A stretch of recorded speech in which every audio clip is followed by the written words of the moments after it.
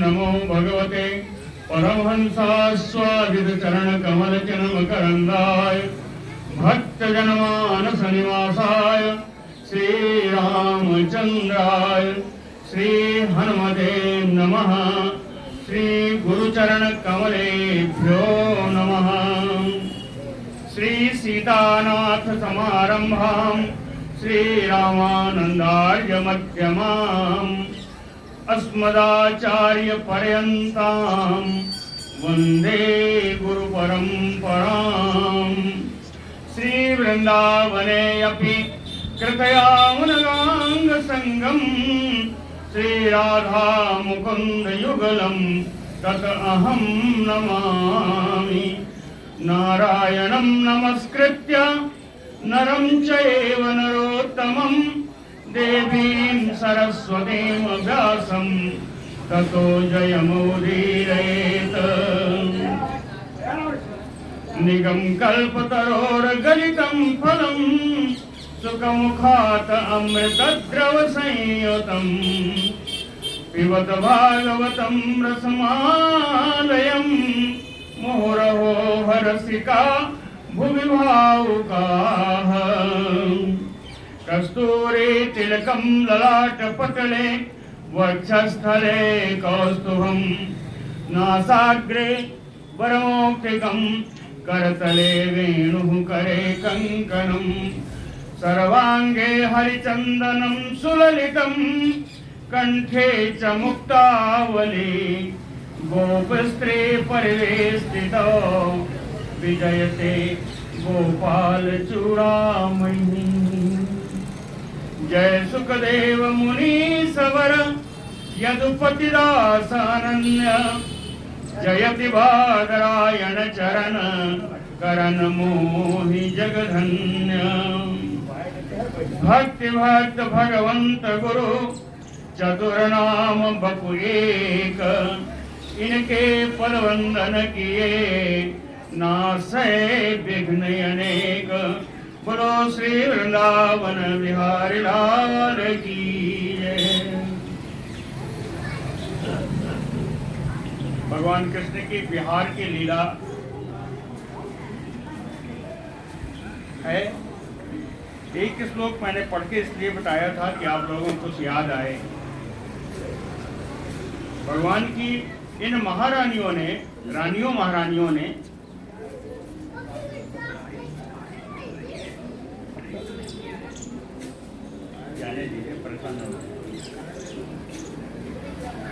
कुररी पक्षी को संबोधित करके कहा कि तुम्हारी जो दशा है वही दशा मेरी भी है। शायद याद आया हो कि ब्रज की गोपिकाओं ने भी ऐसा ही संबंध, ऐसा संवाद किया था। तो आज इस बिहार लीला से ये दिखाना है कि ब्रज की गोपिकाओं और भगवान की रानियों महारानियों में कोई अंतर नहीं है। वही स्थिति आज इन रानी महारानियों की है। तो महारानियों ने कहा कि कुररी बिलपसी तुम, हे कुररी रात बीती जा रही है, तेरी निद्रा क्यों नहीं आ रही है, तू क्यों नहीं सो रही है, दीन होकर के क्यों रो रही है। कहा कि यही कहा कि हमें भी लगता है कि तू अपने जो तुम्हारे सगे संबंधी हैं जिनकी सोच में तू है उसी प्रकार तू भी सोच कर रही है जैसे हम कमल नयन भगवान के चित्त में मेरा चित्त लगा हुआ है।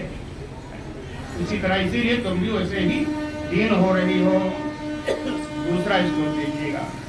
नेत्रे निमीलयसि नक्तम अदृष्ट बंधु तुम रो रवीसि करुणं बत चक्रवाकी दास्यं गता वयमयो अच्युत पाद जुष्टां किम वा सृजम स्पृहसे कवरेण वोढुम्। कहते चक्रवाकी, हे चकवी, चकवा चकई होते हैं, कहते हैं हे चकवी नक्तम नेत्रे निमीलयसि, रात्रि में तू अपना नेत्र, अपनी आंख क्यों बंद कर लेती है। कहते हे चकवी रात्रि में तू अपना नेत्र क्यों बंद कर लेती है। अदृष्ट बंधु, क्या तुम्हारा पति कहीं बाहर चला गया है, विदेश गया है? अदृष्ट बंधु, जो कि दिखाई नहीं पड़ रहा है। अदृष्ट बंधु करुणम, तुम बड़ी दीन हो रही हो। रोरवीसी, और करुण क्रंदन कर रही हो। तो कहती है अरे नहीं नहीं, मैं समझ गई। दास्यम गता वयमयो, वयमयो, हम लोगों के समान तू भी अच्युत पाद जुष्टाम दास्यम गता, अपने पति के चरण कमलों में इतना अनुरक्त है कि उनकी दासी बनने को भी तैयार है। दास्यम गता वयमयो अच्युत पाद जुष्टाम, जैसे हम लोग अपने भगवान कृष्ण के चरण कमलों से युक्त हैं, उनमें अनुरक्त हैं। ये मुआ, क्या तेरी भी यही इच्छा है? हाँ, क्या तेरी भी यही इच्छा है? क्या इच्छा है? सृजम स्पृह से कवरेण बोधुम, भगवान के चरण कमल पर चढ़ी हुई माला को अपने जोड़े, अपने चोटी में लगाना चाहती है। कवर माने चोटी।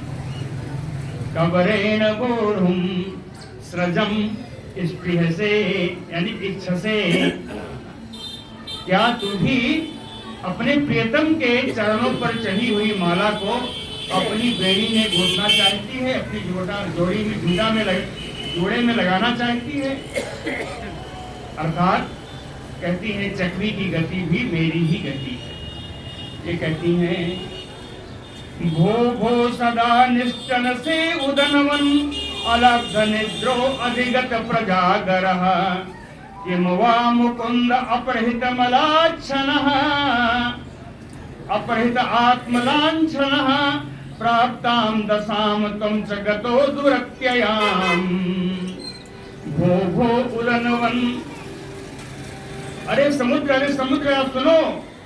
उदनवन यानी समुद्र, समुद्र को संबोधित किया।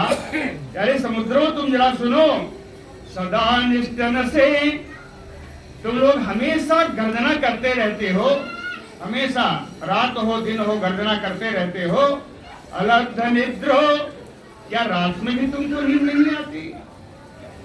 अरे समुद्र, तो हमेशा गर्जना करता रहता है, क्या तुझे रात में भी नींद नहीं आती?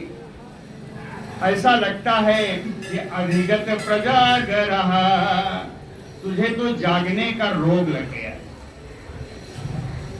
महारानियां कहती हैं समुद्र, ऐसा लगता है तुझे तो जागने का रोग लग गया है।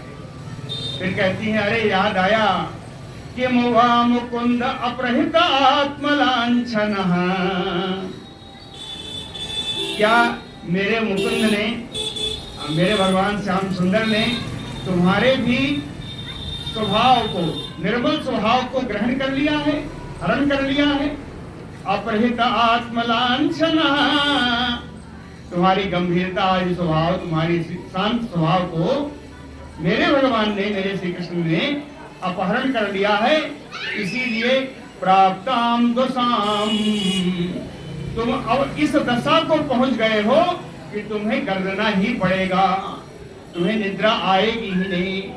इसलिए कि तुम्हारा जो आत्म स्वभाव है, स्वाभाविक भाव है, वो भगवान ने हरण कर लिया है। जैसे उन लोगों ने, जैसे भगवान ने हम लोगों की निद्रा अपहरण कर ली है, हम लोगों को रात रात नींद नहीं आती, भगवान के चरण कमल का ही स्वरूप समझ में आता है, उसी तरह आपका भी है। बैठे दीजिए, बैठे बैठे तो अलब्ध निद्रो अधिगत प्रजागरा, उसी प्रकार भगवान ने आपके स्वाभाविक गुणों का अपहरण कर लिया है ना? इसलिए प्राप्तम दशाम, हम लोगों की दशा को आप भी प्राप्त हो गए हो। गतो दुरत्ययाम, कहते हैं ये ऐसी दशा है जिसकी कोई दवा नहीं, ऐसी दशा है जिसकी कोई दवा नहीं। दवा भगवान के चरण कमलों का दर्शन है, वो प्राप्त होने से रहा, इसलिए दुरत्य हो, है ना? ऐसा रोग है जिसकी कोई दवा नहीं है। तुम यक्षमणा बलवता असि गृहीत इंदो। इंदु माने चंद्रमा। कहते हैं चंद्रमा तुझे क्या हो गया? यक्षमणा बलवता असि, ऐसा लग रहा है कि बहुत बड़ा यक्षमा रोग लग गया है तुमको। चंद्रमा से कहती है महारानियां, यह चंद्रमा तुझे लगता है बहुत बड़ा रोग लग गया है, यक्षमा रोग लग गया। यक्षमा जानते हैं ना, टीबी, बड़ा भारी तुम्हें यक्षमा रोग लग गया है। कहें कितना? कहें छीन रहा, तेरा शरीर दुर्बल होता जा रहा है। अर्थात ये कृष्ण पक्ष के चंद्रमा है, नित्य जो कम होते हैं ये कृष्ण पक्ष के चंद्रमा है, अन्य शुक्ल पक्ष के चंद्रमा है। शुक्ल पक्ष तो बढ़ते हैं ना, कृष्ण पक्ष में कम होते हैं। ये कृष्ण पक्ष के चंद्रमा है जो कि नित्य कम होते जा रहे हैं और अमावस्या पर समाप्त हो जाएंगे, है ना। तो कहते हैं छीन रहा, तेरा शरीर दिन प्रतिदिन दुर्बल हो रहा है। निज दीधि न शिरोधि तमो, तुम्हारी किरणों में भी अब वो जोर नहीं रहा, वो दम नहीं रहा कि अंधकार को मिटा सके। तुम्हारी किरणों में भी अब वो दम नहीं रहा, जैसा अब पूर्णिमा पे होता है कि अब अंधकार को मिटा सके। यथा वयम त्वम, ए चंद्रमा तुम्हारी हालत भी हम लोगों जैसी ही है। हम लोग क्या है? कहें क्वचित मुकुंद गतितानि विस्मृत्य, भगवान के द्वारा कही गई रहस्यमय बातों को जैसे हम लोग भूल गई हैं, वैसे तुम भी भूल गए हो और दुख पा रहे हो। स्थगित गीर, कहीं ऐसी ऐसा भूले कि गीर स्थगित, वाणी ही नहीं चल रही है, यानी बोलती बंद है। ऐसा रहस्य को रहस्यमय बातें जो भगवान ने की उनको भूले कि हमारी वाणी ही कुछ बोल नहीं पा रही है। स्थगित उपलक्ष्य से नहा, हम लोगों को बिल्कुल साफ साफ दिखाई पड़ रहा है कि तुम्हारी भी वही गति है जो हम लोगों की है। किंतु आचरितम अस्माभिः मलया निलते अप्रियम, गोविंद अपांग निर्भिन्ने हृदय अयसिनः स्मरन्। अब मलया नील को कोस रही है महारानियां, मलय पर्वत से चलती हुई सुगंधित वायु, है ना, मलय पर्वत से निकली हुई सुगंधित वायु। कहते हैं रे मन मलयानिल, ए मलयचल से निकलती हुई सुगंधित वायु, किमते अप्रियम, हम लोगों ने तेरा क्या बिगाड़ा है। किमते अप्रियम, हम महारानियों ने तेरा क्या बिगाड़ा है। एक सुगंधित वायु, हमने तेरा क्या बिगाड़ा है? क्यों? तो आचरितम अस्माभिः, कि हम लोगों के सामने आकर के तू हमारे मन में काम का संचार पैदा करती है ना, काम का संचार पैदा करती है हमारे सामने आके, मैंने तेरा क्या बिगाड़ा है। कहे वैसे ही हम लोग घायल हैं। कैसे घायल हैं? कहे गोविंद अपांग निर्भिन्ने हृदय, हमारे प्राण प्रियतम श्याम सुंदर के तिरछी चितवन से मेरा हृदय तो पहले ही घायल हो चुका है। इस घायल हृदय को और क्यों घायल कर रही है? हमने तेरा क्या बिगाड़ा है? नहा स्मरण, क्या तुझे भी याद नहीं है? तो क्या तुझे याद नहीं है कि हम लोगों का हृदय पहले से घायल है? इसके बाद बादल को अपना लक्ष्य करती हैं। मेघा श्रीमंतमसि, ये काले काले मेघ श्रीमंतमसि, तुम्हारी जैसी शोभा है, तुम्हारा जैसा सुंदर रंग है, उसी तरह भगवान श्याम सुंदर का रंग है। कहे श्याम सुंदर के रंग वाले तुम हो, इसलिए यादवेंद्रस्य नूनम दयितो, यदकुल शिरोमणि भगवान श्री कृष्ण के निश्चित ही तुम बड़े प्रिय होगे, क्योंकि तुम दोनों एक ही रंग वाले हो। समझ में आया ना? एक ही रंग वाले हो, इसलिए भगवान कृष्ण के बड़े प्रिय हो गए। मेघा श्रीमन्तमसि दयितो यादवेन्द्रस्य नूनम् श्रीवत्साङ्कं वयमयो भवान गेह्यायति प्रेम बद्धः। वयमयो, हम लोगों की तरह तुम भी, क्योंकि एक रंग वाले हो, भगवान कृष्ण के बड़े प्रिय हो, इसलिए श्रीवत्सांकम कृष्णम, ऐसे कृष्ण भगवान जिनके वक्षस्थल पर वत्स का चिन्ह है और लक्ष्मी जी विराजमान है। श्रीवत्सांकम, ऐसे भगवान कृष्ण को प्रेम बद्ध भवान ध्यायति, प्रेम के बंधन में बंधकर, एक रूप होने के कारण प्रेम के बंधन में बंधकर तू भी उन्हीं श्याम सुंदर के चरणों का ध्यान करता है, जैसे हम लोग करती हैं। सबल हृदयो, और इस ध्यान से हृदय में बड़ी चिंता उठती है। ध्यान जिसका करो मिल जाए तो ठीक, न मिले तो दुखी है। तो कहे सबल हृदयो, हृदय में बड़ा दुख उठता है। अति उत्कंठा, मिलन की बड़ी उत्कंठा होती है। असमत विधो, हम लोगों की तरह तुम भी क्या कर सकते हो। स्मृत्वा स्मृत्वा, उन्हीं भगवान के चरणों का ध्यान करके, याद करके, याद बार बार याद करके, वाष्पधारा विसृजते, हम लोग अश्रु की धारा बहाती है और तुम अपने वर्षा की धारा बहा रहे हो। तो हमारी तुम्हारी हालत भी एक ही जैसी है। फिर अंत में कहती है एक शब्द में कि मुहु दुखदः तत् प्रसंगः, ये कृष्ण इतना छलिया है कि इसका जो भी प्रसंग करे, इसका जो भी इसका साथ करे, उसको दुख ही मिलने वाला है। ये तो छोड़ के चला जाता है, बिना बताए भी चला जाता है ना। इसलिए इसका साथ करने का अर्थ है कि अपने को दुख में डालना। इसीलिए तुम भी दुखी हो रहे हो, रो रहे हो, और हम भी रो रही हैं। मेघ की वर्षा को मेघ का रोने का आरक्षक किया है, लक्षणा की है कि मेघ से जो बरसात हो रही है वो मेघ का रुदन है। ऐसा प्रिय राव पदानि भास से मृत संजीव ज्ञान या गिरा, करवाणि किम अद्यते प्रियम बंद में बलगित कंठ कोकिल। कहते हैं हरि कोयल कोकिल, हरि कोयल बलगित कंठ, तेरा कंठ बड़ा सुरीला है। ये कोयल तेरा कंठ बड़ा सुरीला है। इस मेरे श्याम सुंदर का कंठ भी तेरे जैसा ही सुरीला है। हाँ, मेरे श्याम सुंदर का कंठ तेरे सुंदर जैसा ही सुरीला है। प्रिय राव पदानि भास से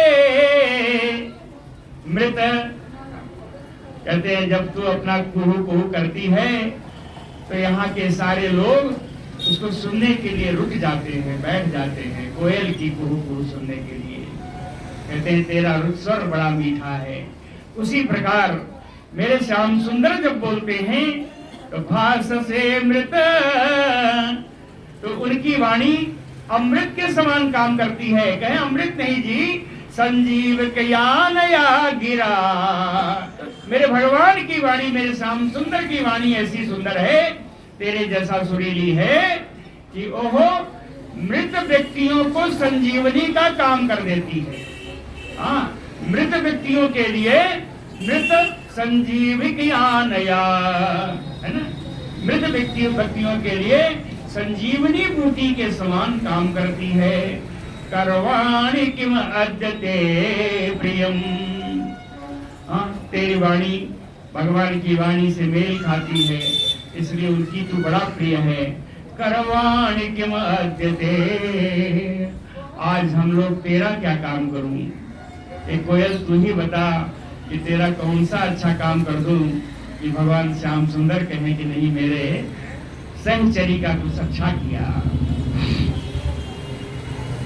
न चलसी न पदसी उदार बुद्धे, क्षितिधर चिंत से महांतम अर्थम।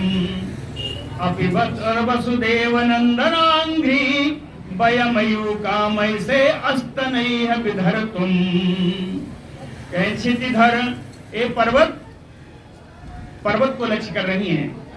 कहे हे पर्वत, तू तो इतना विशाल है कि इस पृथ्वी को ही धारण करता है, इसी पृथ्वी को ही धारण करने वाला है। कहे उदार बुद्धे, तेरी बुद्धि बड़ी उदार है। ए पर्वत, तेरी बड़ी बुद्धि बड़ी उदार है। कहे कैसे? कहे न चलसी न बदसी, ना तो तू हिलता डुलता है, ना कुछ कहता सुनता है। न चलसी न बदसी, क्यों? कहे तो हमेशा ध्यान मग्न रहता है, इसीलिए न चलता है न बोलता है, हमेशा ध्यान मग्न रहता है।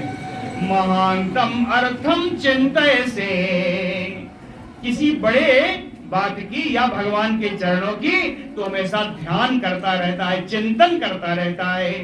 महानतम अर्थम चिंतयसे, कहें बहुत बड़े कार्य का तू चिंतन कर रहा है। मुझे ऐसा लगता है कि वयमयो, कि हम लोगों के समान तू भी वसुदेव नंदनांघ्रि, अंघ्रि माने चरण, वसुदेव नंदन, देवकी नंदन के चरण कमलों को विधर तुम काम ऐसे, अपनी चोटियों पर तू धारण करना चाहता है। ये पर्वत ऐसा लगता है इतनी चिंता में है कि वसुदेव नंदन श्री कृष्ण चंद्र महाराज के चरण कमलों को अपने चोटियों पर धारण करना चाहता है। जैसा हम लोग अस्तनैः विधर्तुम्, जैसा हम लोग उनके चरण कमल को अपने वक्षस्थल पर धारण करना चाहते हैं, वैसी ही तेरी भी इच्छा है कि तू भगवान के चरण कमल को अपने चोटियों पर, पर्वत की चोटियों पर धारण करना चाहता है। इसके बाद नदियों को उन्होंने लक्ष्य किया। नदियां कौन सी हैं? ये ग्रीष्म ऋतु की नदियां हैं, गर्मी के ऋतु की नदियां हैं। सुस्यत हृदय कर्षिता बध बधसितु पत्न्यः, सुस्यत हृदय कर्षिता बध सिंधु पत्न्यः, संप्रति अपास्त कमलश्रिय इष्ट भरतु यदवत वयम्, मधुपतेः प्रणयावलोकम् अप्राप्त मुष्ट हृदया पुरकर्षिताय स्म। सिंधु पत्न्यः, नदी का विशेषण आया है कि हे समुद्र की पत्नियां। समुद्र की पत्नियां कही जाती है सारी नदी, तो कहते हैं हे समुद्र की पत्नियों, ग्रीष्म ऋतु के कारण सुस्यत हृदय, तुम्हारे सरोवर सूख गए हैं। हृदय सरोवर, नदियों में जगह जगह सरोवर बन जाते हैं। कहें गर्मी की ऋतु के कारण तेरे सरोवर सूख गए हैं। कर्षिता, तो बड़ा दुबली पतली हो गई है। संप्रति अपास्त कमलश्रिय, इस समय जो कमल तेरे सरोवर में खिला करते थे, उन कमलों की शोभा भी समाप्त हो गई है। कमल खिल ही नहीं रहे, जल नहीं है तो कमल कहां से आएगा? संप्रति अपास्त कमलश्रिय, तो मुझे ऐसा लगता है, ये महारानियां कहती है, मुझे ऐसा लगता है कि अप्राप्त प्रणयावलोकम मधुपतेः, जैसे हम लोग मधुसूदन भगवान श्री कृष्ण के प्रेम भरी चितवन को ना प्राप्त करके दुबली हो रही हैं।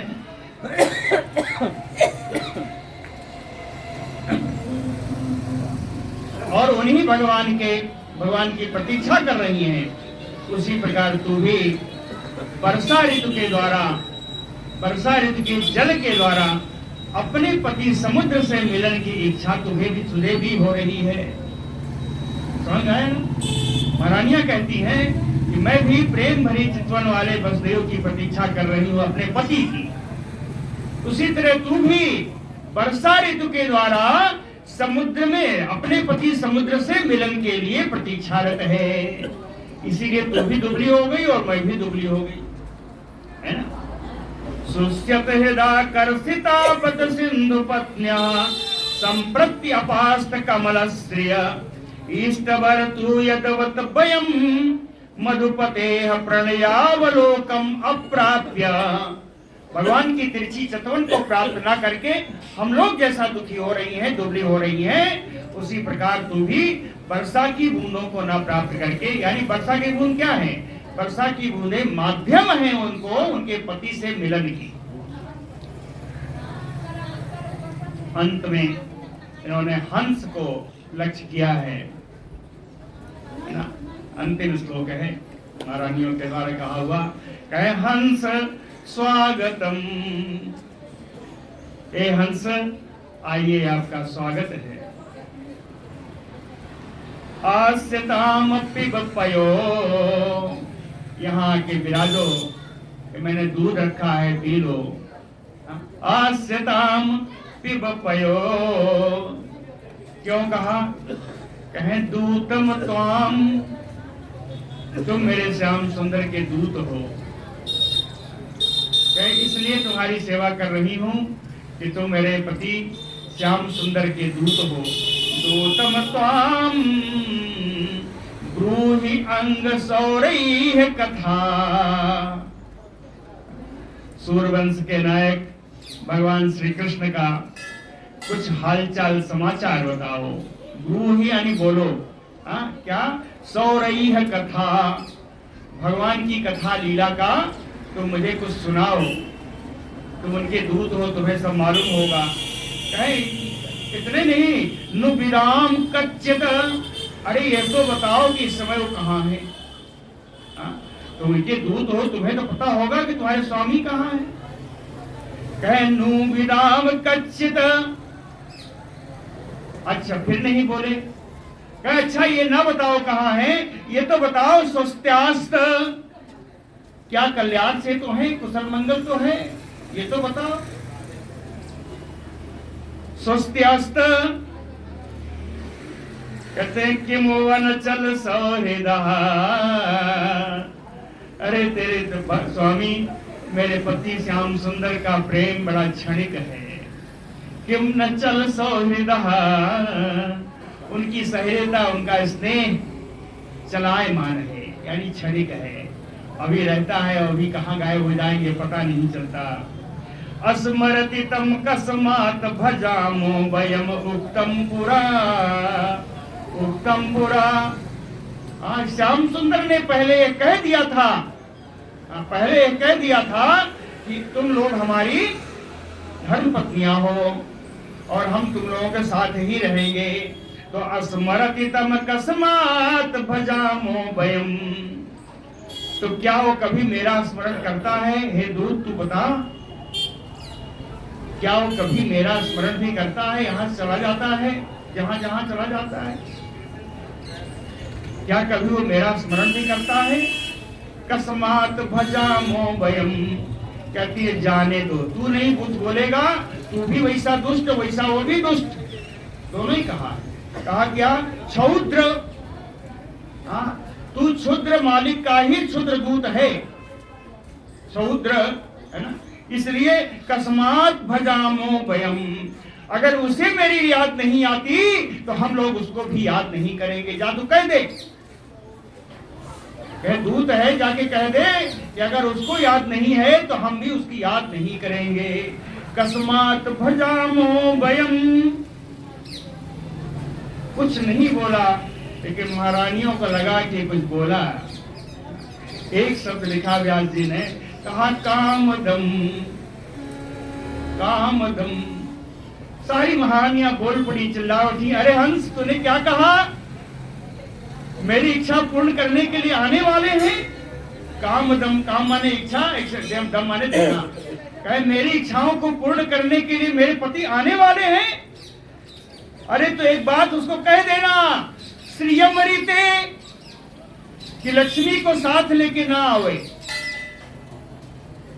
श्रियम रीते, लक्ष्मी जी के बिना आवे।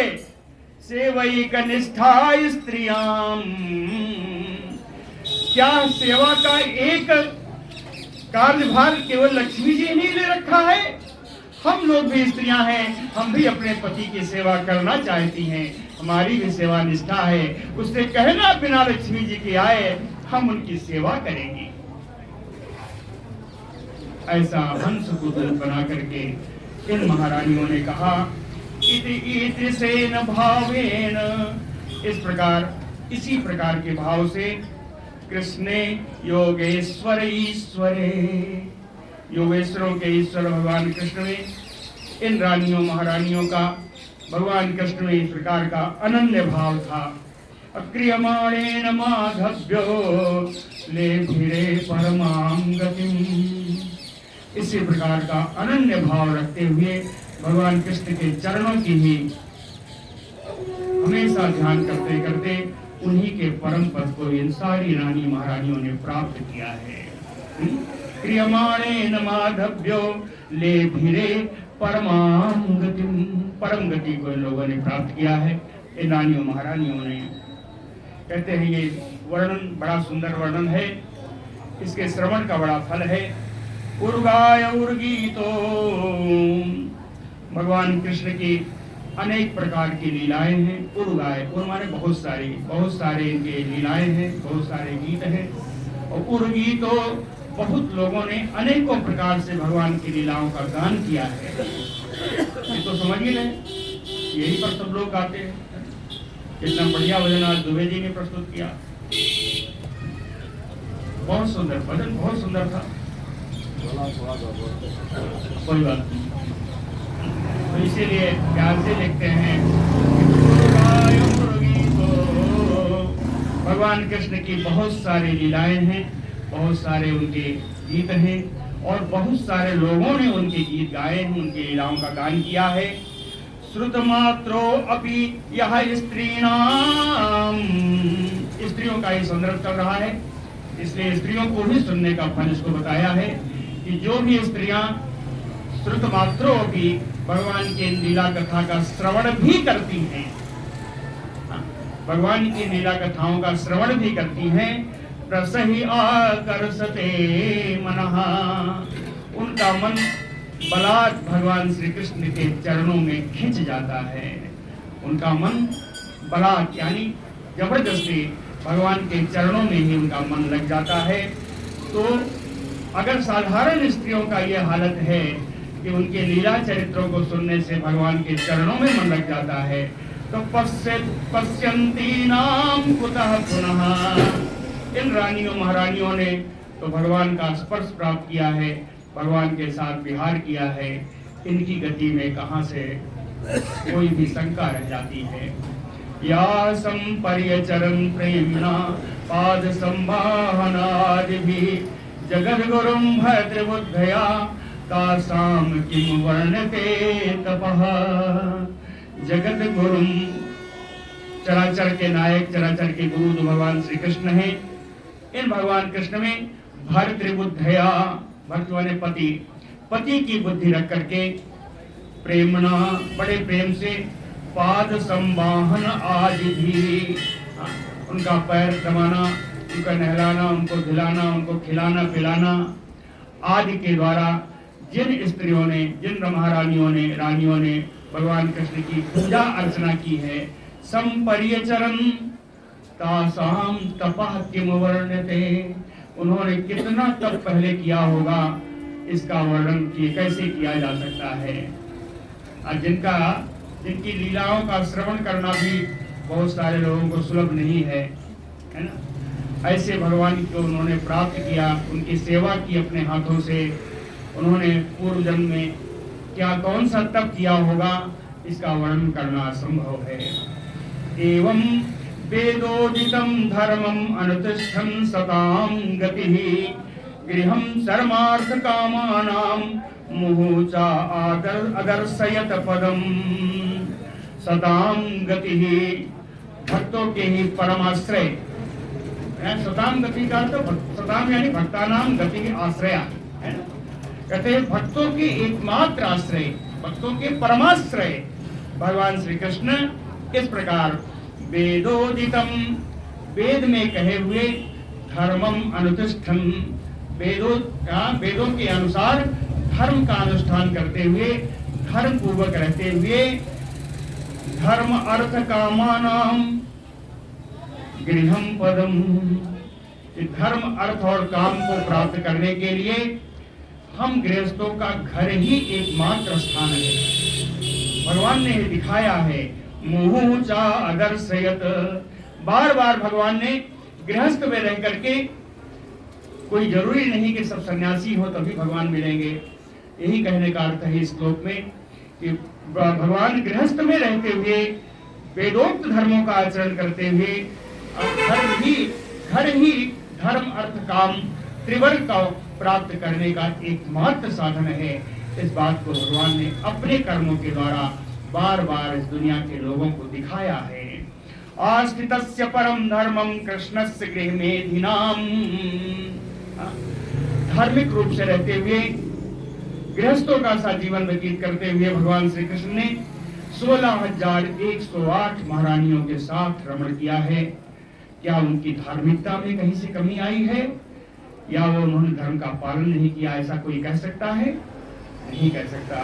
आस्थितस्य परम धर्मम, परम धर्म का उन्होंने पालन किया गृहस्थ में रहते हुए, जबकि उनकी 16,108 रानियां थी। आसन खोड़साहस्रम महिष्यश्चा शताधिकम। इन 16,108 में तासाम, इनमें स्त्री रत्न भूतानाम अष्टौ याह प्राक उदाहृताः। इनमें 8 महारानियां हैं, है ना, जिनके बारे में पूरा अलग अलग मैंने पहले ही बता दिया है। मैंने ही बताया है, व्यास जी लिख रहे हैं, मैंने बता दिया है। तासाम स्त्री रत्न भूतानाम अष्टौ याह प्राक उदाहृताः। उनमें कौन है? कहे रुक्मिणी प्रमुखाः, जिनमें सबसे प्रमुख रुक्मिणी जी हैं। राजन तत्पुत्राः चारुपूर्वसः। और इनके पुत्रों के बारे में एक एक करके 8 महारानियों के पुत्रों के बारे में भी हमने बता दिया है। आपको याद होगा, सारे महारानियों के 10 पुत्रों का नाम भी बताया है। एकैकस्याम 10 कृष्णो अजीजनत आत्मजान। एक एक पत्नियों से भगवान कृष्ण के 10 पुत्र उत्पन्न हुए। यावत् आत्मनो भार्या अमोघ गति ईश्वरः। कहते हैं इसमें चिंतन करने की आवश्यकता नहीं है, इसमें आश्चर्य करने की आवश्यकता नहीं है। क्यों? कि अमोघ गति ईश्वरः। भगवान की गति अमोघ है ना, भगवान सर्वस्व है, भगवान सर्वशक्तिशाली हैं। इसलिए कोई ये सोचे कि 16,108 रानियां यहाँ पे एक ही नहीं समझ रही, है ना। इसीलिए लिखा व्यास जी ने, कहते हैं कि इसमें आश्चर्य की जरूरत नहीं है, क्योंकि भगवान सत्य संकल्प है, भगवान की शक्ति अमोघ है, भगवान अनंत शक्ति वाले हैं। इसलिए इनके चरित्र में आश्चर्य नहीं करना चाहिए। तेसाम उद्दाम वीरजानाम 18 महारथा। इनके पुत्रों में परम शक्तिशाली 18 महारथी पुत्र हुए हैं। तेसाम उद्दाम वीर्याणाम 18 महारथी हुए हैं, महान पुत्र हुए हैं। कहें आसन्न उदारयाते ससा तेसाम।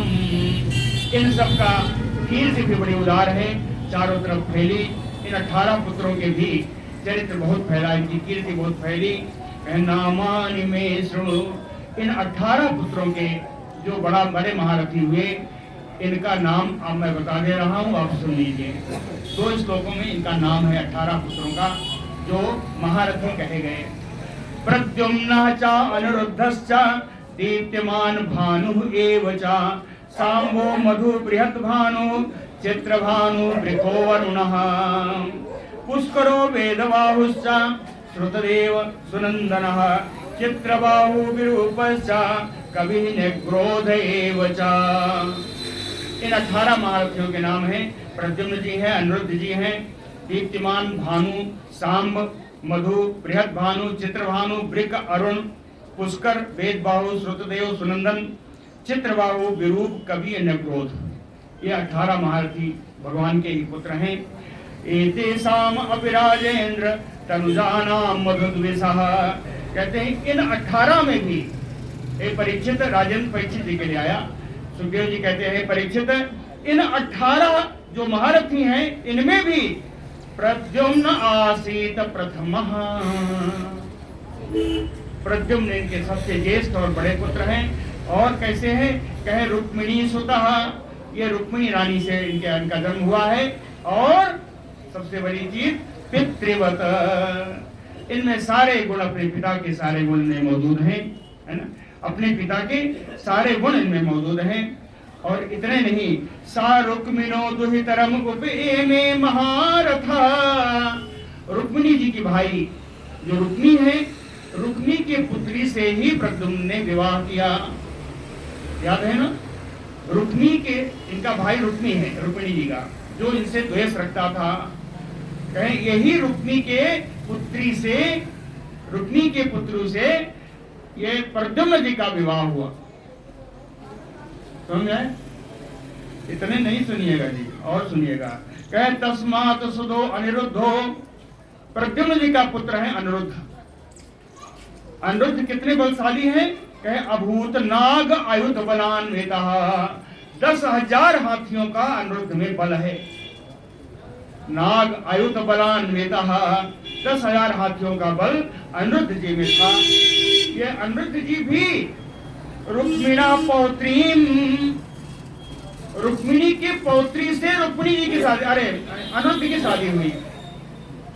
रुक्मिणी की पौत्री से, रुक्मिणी कह रहे हैं, रुक्मिणी जी के भाई है रुक्मी, उनकी पुत्री से प्रद्युम्न का विवाह हुआ। और रुक्मी के ही पौत्री से अनिरुद्ध का विवाह हुआ, है ना। अर्थात कहने का मतलब क्या है कि रुक्मी ने अपने नाती से अपनी पोती का विवाह कराया। समझा? नाती हुआ ना, बेटी का बेटा नाती हुआ, और वो पौत्री है, तो अपने नाती का विवाह अपनी ही पौत्री से कराया। साचा अपि रुक्मिणः पौत्री दोहित्रो जगृते ततः, इन दोनों से भी एक पुत्र हुआ है ना, रुक्मी के पौत्री और उसके नाती के द्वारा एक पुत्र हुआ अनिरुद्ध के द्वारा। वज्रातस्य अभवत, इनके पुत्र का नाम है वज्र। वज्र विशेष क्यों है? वज्र विशेष इसलिए है कि जब ऋषि के श्राप द्वारा जो मूसल आया, उस मूसल से जो ऐरका घास बनी, ऐरका घास से जब यदुवंशियों का सारा नाश हुआ, तो केवल एक बचे, वो यही वज्र हैं। केवल एक यदुवंशी में बचे थे और यही वज्र। रुक्मिणी के पुत्र जिनका नाम वज्र है, केवल एक ही बचे थे, केवल एक, यदुवंशियों में केवल एक बचे थे। वज्र यदुवंशियों में और बचे थे, इनकी कुल में एक बचे, भगवान के कुल में एक ही बचे।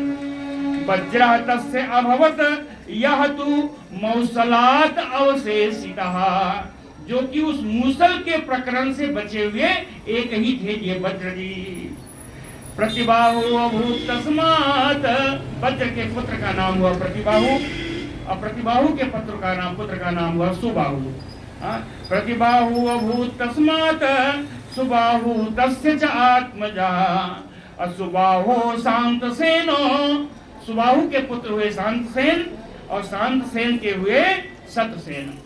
अभूत सतसेनः तु ततसुतः, नहि एतस्मिन् कुले जाता अधना अबहु प्रजा, अल्पायुषो अल्पवीर्या अब्रह्मण्याश्च जज्ञिरे।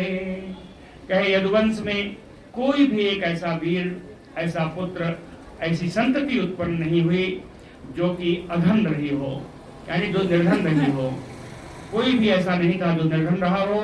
अब बहु प्रजा, जिसके एक से ज्यादा पुत्र ना हो, कोई ऐसा नहीं हुआ इस यदुवंश में जिसको जो कि निर्धन रहा हो, जिसके एक या उससे ज्यादा पुत्र ना हो। अल्पायुष हो, जिसकी आयु छोटी हो, जो जन्म लेते मर गया हो, ऐसा भी कोई नहीं हुआ। अल्पवीर्जा, है ना, कोई कम पराक्रमी भी कोई नहीं हुआ। और सबसे बड़ी बड़ी बात, अब्रह्मण्याश्च, ऐसा कोई नहीं हुआ जिन्होंने ब्राह्मणों की सेवा न की हो।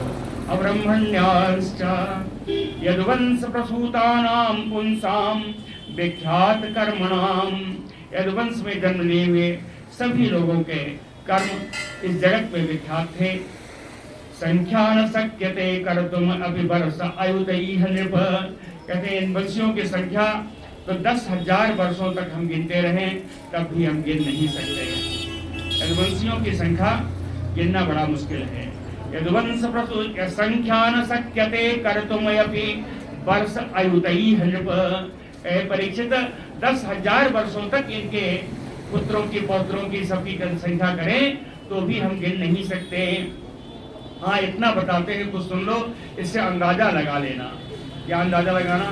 कहे 63 कोट्यः च सहस्राणाम 88 शतानि च। 63 कोट्यः 3 करोड़, 3 करोड़, 63 कोट्यः 3 करोड़ 88 सहस्त्र शतानि च। सहस्त्र और 100 दोनों मिला दिए तो लाख हो जाएगा। आएगा कि नहीं आएगा? शास्त्र में 3, 100 में 2, सिफर का जोड़िएगा, है ना। 5 सिफर होगा तो 5 सिफर से लाख बनेगा। तो कहे 3 करोड़ 88 लाख यदुकुलाचार्या। 3 करोड़ 88 लाख तो केवल कुल गुरु थे जो इनके बच्चों को शिक्षा देते थे। 3 करोड़ 88 लाख केवल गुरु थे, है ना। 300 कोट्या सहस्राणाम 88 शतानि च आसन यदुकुलाचार्याः कुमाराणाम इति श्रुतम्। ऐसा सुना गया है कि 3 करोड़ 88 लाख तो केवल गुरु थे जो इनकी बच्चों को शिक्षा देते थे। संख्या नाम यादवानाम कह करिष्यति महात्मनाम। कहें महात्मा यादवों की संख्या कौन कर सकता है, कौन कर सकेगा? संख्या नाम यादवानाम कह करिष्यति। कहें एक बात और बता देता हूं, इससे अंदाजा लगा लेना। यत्र आयुतानाम आयुत लक्षेण आस्ते सच आहुकः। फिर गिनती करने का समय आ गया है, गिनती करिए, कौन कोई कर पाएगा? कहें आयुतानाम आयुत, एक बार 10,000, दूसरी बार 10,000, है ना। लक्षेण, फिर 1 लाख, जोड़िए जरा। 4 सिफर पहले आया, 10,000 में 4, फिर 4, 8 हो गए, लाख में 5 यानी 13। 13 शून्य है ना। 13 शून्य से क्या बनेगा? 7 से करोड़ बनेगा, है ना। 8 से अरब बनेगा, अरे 9 से अरब बनेगा, 11 से खरब बनेगा और 13 से नील बनेगा। कहते एक नील सिपाही थे उग्रसेन के पास, एक नील सिपाही थे उग्रसेन जी के पास। तो कहें यादवों की संख्या क्या करूं, इसी से अंदाजा लगाओ, बस इतना ही कर सकते हैं। सांख्यानम यादवानाम कह करिष्यति महात्मनाम यत्र आयुतानाम आयुत लक्षेण आस्ते सदाहुकः। देवासुर अहो हता। देवासुर अहो माने युद्ध, हता माने मारे गए। कहे देवासुर संग्राम में मारे गए। देवासुर आहता हता आहव हता दैत्या। देवासुर संग्राम में मारे गए जितने दैत्य थे, क्या सुदारुणा, जो बड़े कठोर थे। ते चौतपन्ना मनुष्येषु, ये सब मानव रूप लेकर के सब उत्पन्न हुए। प्रजादृप्ता बवादिरे, और अपने घमंड से प्रजा को बड़ी बाधा पहुंचाने लगे। ये जितने शिशुपाल आदि राजा हुए, ये सब उस देवासुर संग्राम में मारे गए। शिशुपाल ही नहीं, शिशुपाल का जन्म तो दूसरा है, तो जय विजय वाले हैं। बाकी जितने और राजा हुए जिनको भगवान ने मारा, कितना कितना मारा है देखा ही है आपने। 23 बार, अरे 18 बार 23 अक्षौहिणी सेना से केवल जरासंध की मारी है। 18 बार 23 अक्षौहिणी सेना हर बार में केवल जरासंध की मारी है। तो कितने कितने राजा लोग मारे गए जो बहुत घमंडी हो गए थे, उन सबको मारा। तो कहे ये जितने थे, ये देवासुर संग्राम में मरे हुए दैत्य थे। देवासुर संग्राम में मरे हुए दैत्य थे, जिन्होंने मनुष्य रूप से जन्म लेकर के प्रजा को कष्ट देने वाले सब राजा बने, है ना। तत् निग्रहाय हरिना प्रोक्ता। इन्हीं राजाओं को मारने के लिए, इन्हीं राजाओं का निग्रह करने के लिए, यानी इनका समाप्ति के लिए प्रोक्ता देवा हरिना प्रोक्ता, भगवान कृष्ण के द्वारा कहने पर, यानी उनकी प्रेरणा से इन दुष्ट राजाओं का संहार करने के लिए भगवान कृष्ण की ही कृपा से, उनकी प्रेरणा से सारे देवा यदोह कुले, यदुवंश में जितने उत्पन्न हुए ये सारे देवता लोग थे। देवा यदो कुले, समझ में आया? यदुवंश में जितने ही उत्पन्न हुए ये सब देवता थे। अवतीर्णा कुल सतम तेसाम एकाधिकम नृप, कहें इनकी संख्या तो मैं नहीं बताऊंगा, इतना बताता हूं कि सतम एकाधिकम 101 कुल थे। 101 कुल है ना, कहते हैं जैसे कुल बताया ना, इस कुल में उस कुल में उस कुल में, है ना। 101 कुल थे इन यादों के वंशों में, 101 कुल थे। अवतीर्णा कुल सतम एकाधिकम तेसाम, लेकिन ये सारे जितने थे, जितने उत्पन्न हुए यदुवंशी में, अब संख्या तो पता नहीं चली। कहते साम प्रमाणम भगवान प्रबुद्धेन अभवत हरि, इन सब ने अपने प्रभाव के द्वारा हरि भगवान श्री कृष्ण को ही प्रमाणम, भगवान कृष्ण को ही अपना आदर्श माना, भगवान कृष्ण को ही अपना आदर्श माना। इतने नहीं, अनुवर्तिनः तस्य, सब भगवान के अनुवर्ती हुए। भगवान ने जो चाहते थे वही भगवान का अनुकरण इन लोगों ने किया। जितने यादव वंश में हुए उनका ही अनुकरण किया। बवृधु सर्व यादव, और इसी के कारण उस समय यादव वंश की बड़ी बढ़ती हुई, उत्तरोत्तर वृद्धि हुई यादव वंश की। सय्यासनाटन आलाप तीरा स्नानादि कर्मसु न विदुः संतम आत्मानं वृष्णया कृष्ण चेतसः, वृष्णया कृष्ण चेतसः। इन सारे विष्णुवंशी यदुवंशियों का चित्त भगवान श्री कृष्ण में ही हमेशा लगा रहता है। वृष्णया कृष्ण चेतसः, कैसे लगा रहता है? कहें सैया, जब ये सोते हैं, आसन बैठते हैं, अटन माने कहीं चलते घूमते फिरते हैं, आलाप कोई बात करते हैं, खेलते हैं, स्नान आदि कर्मसु, जो भी कर्म करते हैं उनमें सब में भगवान सहभागी हैं, भगवान के साथ ही करते हैं। कहते हैं ये सब करते हुए भी अगर भगवान साथ नहीं है तो भी इतने बड़े कुल में भगवान कहाँ जगह रहेंगे? तो उन्होंने कहा वैसे भगवान के लिए कोई गलत बात भी नहीं, हर जगह विराजमान भी हो सकते हैं, लेकिन ये बताया है कि ये विध्वंसी भगवान का चित्त भगवान कृष्ण में हमेशा लगा हुआ था। इसलिए इन सब स्नान करने, भोजन करने, चलने फिरने, नहाने आदि में कहते हैं न विदुः संतम आत्मनः, इन्हें भगवान कृष्ण के अलावा अपने शरीर की भी सुध नहीं रही। किसी भी कर्म में कर्म सारे अपने आप होते गए और इनका चित्त तो भगवान कृष्ण में ही लगा रहा।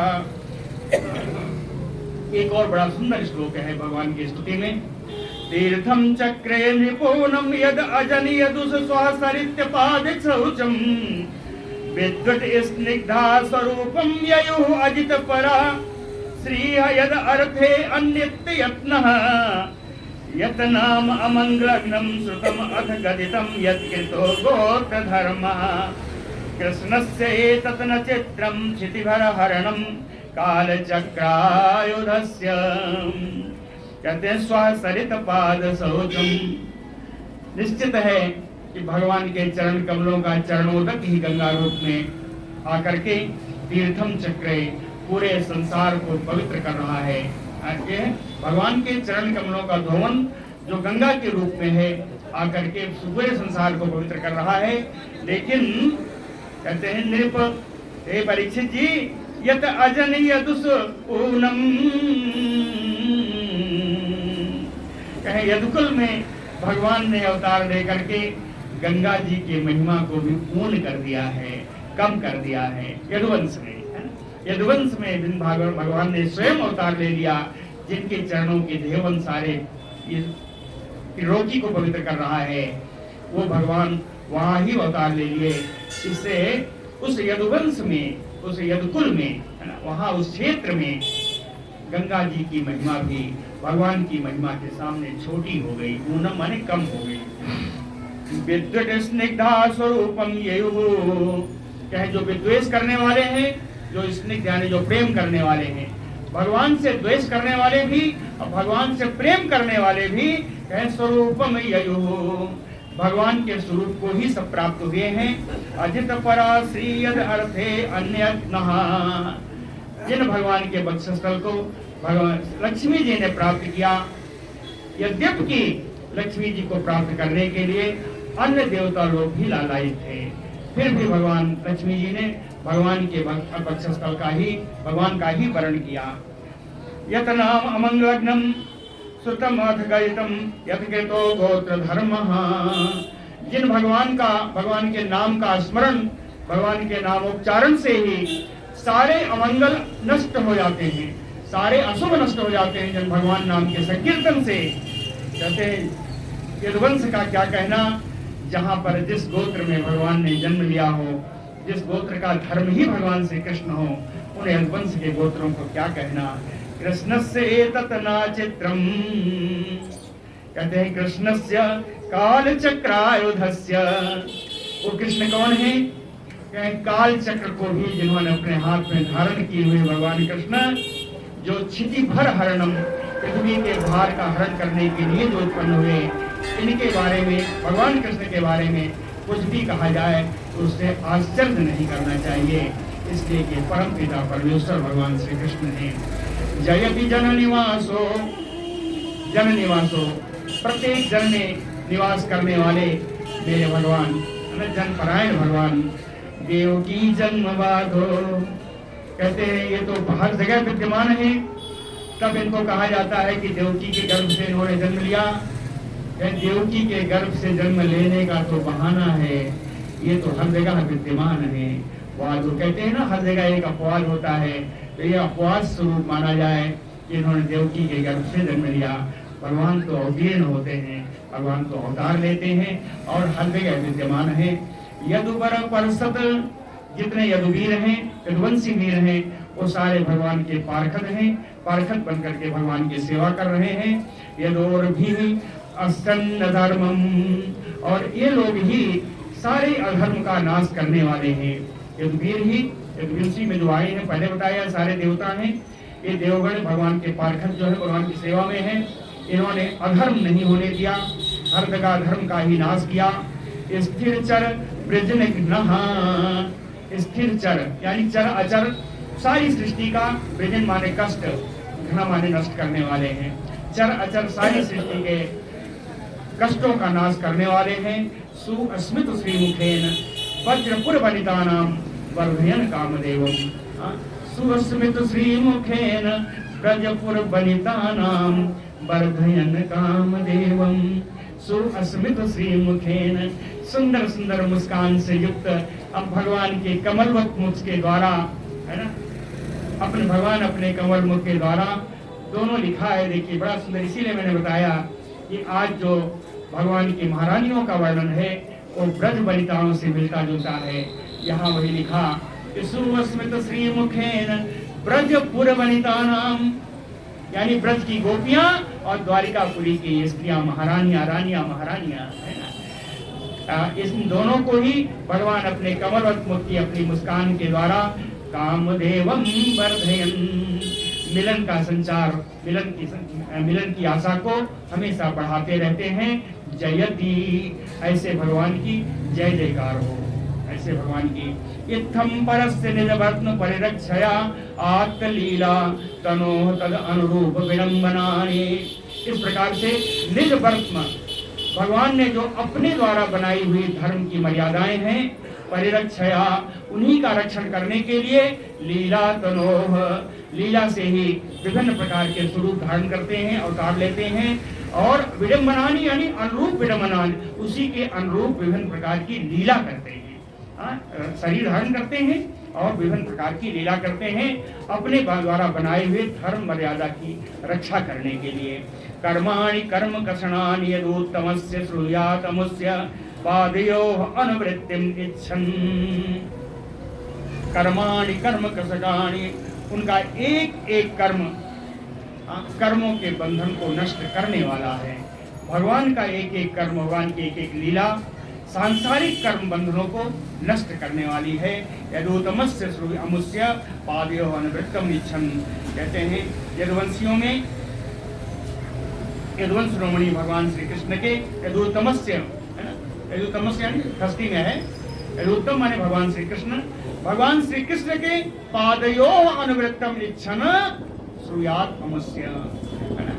भगवान कृष्ण के चरण कमलों की जो पूजा करना चाहे, इच्छा करना चाहे, उनका याद करना, स्मरण करना चाहिए, उनको यह लीलाएं अवश्य सुननी चाहिए, भगवान के चरित्र अवश्य सुनना चाहिए। मर्त्यतया अनुसेव मेदितया मुकुंद से मत कथा श्रवण कीर्तन चिंतनया इति।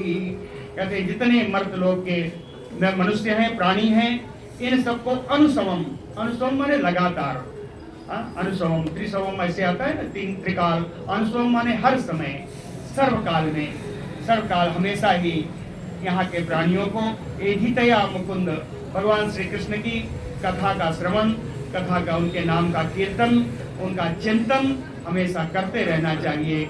इस जग के प्राणी को, मृत्युलोक के आदि लोक के प्राणियों को हमेशा भगवान की कथा का श्रवण, चिंतन, स्मरण करते रहना चाहिए। तद धाम, ऐसा करने से ही भगवान के उस धाम की प्राप्ति होती है। भगवान श्री कृष्ण के चिंतन से, भगवान श्री कृष्ण के कथा के श्रवण से, भगवान श्री कृष्ण के नाम स्मरण से, है ना, नाम के कीर्तन से, कहें दुस्तर कृतांत जवाब वर्ग, उस धाम की प्राप्त होती है। कहते हैं काल की गति दुस्तर है, उसको कोई काट नहीं सकता, काल की गति को कोई काट नहीं सकता। दुस्तर काल जवाब है, काल की गति को कोई काट नहीं सकता। लेकिन इसलिए कहा कि भगवान के धाम में काल की गति भी कुंठित हो जाती है, भगवान के धाम में काल की गति भी नहीं चलती। दुस्तर कृतांत जाप वर्ग, इन्हीं भगवान के चरणों को प्राप्त करने के लिए ग्रामात वनम क्षितिभिजोऽपि ययु यदर्था यद अर्था, इन्हीं भगवान के चरणों की भक्ति प्राप्त करने के लिए बड़े बड़े राजा लोग भी अपने राजपाट को छोड़ करके तपस्या करने के लिए वन को चले गए।